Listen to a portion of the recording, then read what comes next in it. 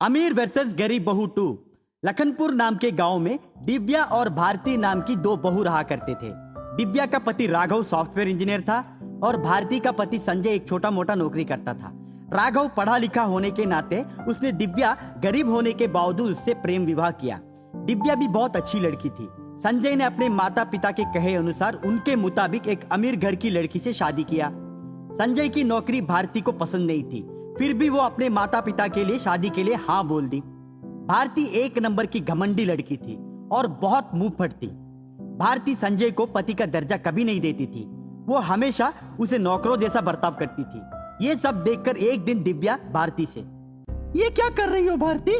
तुम्हें अपने पति के साथ इस तरह का बर्ताव नहीं करना चाहिए, क्योंकि एक बार शादी किए तो पति परमेश्वर होता है। वैसे संदीप तुमसे बहुत प्यार करते हैं और उनका दिल तुम रोज तोड़ती हो। क्या तुम्हें ये शोभा दे रहा है? ओए बड़ी आई मुझे बोलने वाली, ये नसीहत जाकर तू किसी और को सुना, मुझे मत दे। मैं तेरी जैसी 2 कौड़ी की औरत की नसीहत का भाव नहीं देती। मेरे पास अक्ल है।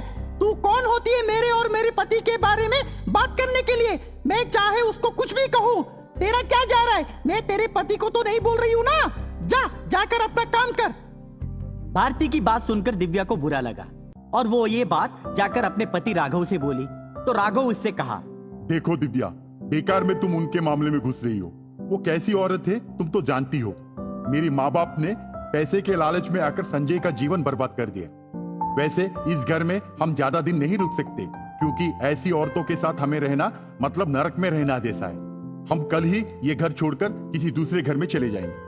अगले ही दिन राघव और दिव्या दोनों घर छोड़कर निकल गए। वो दोनों जाकर किराए के मकान पर अपना घर बचाए। वो दोनों बहुत खुश थे। भारती का बर्ताव इतना बुरा था कि उसके सास ससुर भी घर छोड़कर भाग गए।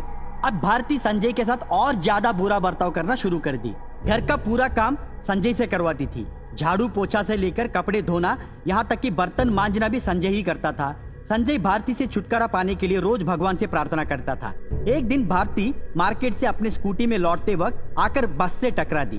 भारती बुरी तरह से घायल हो गई और अब वो अपने ही घर में बिस्तर पकड़ ली। देखभाल करने के लिए कोई भी नहीं थे।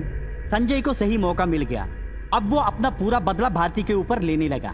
जितना भारती उसके साथ बुरा बर्ताव की, उससे बढ़कर उसने भारती को सजा दी। उसने भारती को भूखा रखा, पानी की बूंद तक उसको नहीं पिलाया। खुद उसके सामने दुम दबाकर खाने लगा, पर खाने का एक निवाला तक उसके मुंह में नहीं डाला। भारती की हालत का खबर जब दिव्या को मिली तो दिव्या भागते हुए आ गई और भारती की सेवा में जुड़ गई और भारती कुछ ही दिनों में ठीक हो गई। तब जाकर भारती को एहसास हुआ कि किसी को चोट पहुंचाना कितनी बुरी बात है। वो दिव्या के पैर में गिरी। मुझे माफ कर देना दीदी, मैंने आपके साथ बहुत बुरा बर्ताव किया। आपसे भी ज्यादा मेरे पति के साथ मैंने बहुत बुरा बर्ताव किया। हो सके तो मुझे माफ कर देना। माफी मांगने की कोई जरूरत नहीं है। अगर माफी मांगना चाहती हो तो अपने पति से मांगो, हो सके तो वो माफ कर देगा तो तुम्हारी जिंदगी बदल जाएगी। भारती जाकर अपने पति के पैर में गिर गई। संजय का दिल पिघल गया। संजय ने भारती को माफ कर दिया और अब पूरा परिवार एक हो गए और साथ साथ खुशी खुशी रहने लगे।